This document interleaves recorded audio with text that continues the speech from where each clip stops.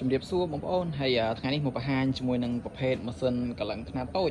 ទើបនឹងបានចូលស្តុបបងប្អូនទៅនឹងមកដល់បាន2គ្រឿងនិងមកដល់បន្តទៀតអញ្ចឹងបងប្អូនអញ្ចឹងសម្រាប់បងប្អូនដែលគាត់កំពុងតរោជាមួយនឹងប្រភេទម៉ាស៊ីនកលឹងខ្នាតតូចដើម្បីយកទៅសម្រួលការងារក្នុងគាត់អីគ្រឿងមុំគាត់ខ្ជិលទៅដល់ជាងកលឹងគាត់អាចមើលបានជាមួយខ្នាតតូចនេះបានអញ្ចឹងបងប្អូនអត់ចេះកលឹងអត់ចេះអីបងប្អូនអាចមកកលឹងមកដល់ទីតាំងខ្ញុំផ្ទាល់បានបងប្អូនខ្ញុំបរៀនកលឹងមកចេះដូចបងប្អូនយកទៅកលឹងស្បែកកលឹងក្លោកអញ្ចឹងបងប្អូនមកដល់ទីតាំងខ្ញុំមកខ្ញុំបរៀនមកចេះប្រើ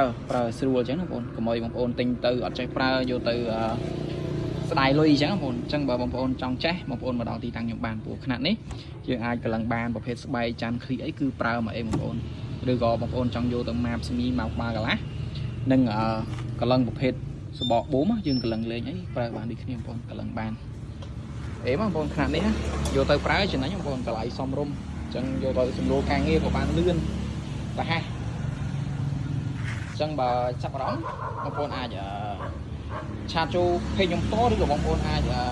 ទៅខ្ញុំបានតាមលេខ Telegram ឬក៏បងប្អូនចេះស្រាប់គាត់ចង់ឲ្យខ្ញុំដាក់ផ្ញើឲ្យអញ្ចឹងបងប្អូនទូទាំងខេត្ត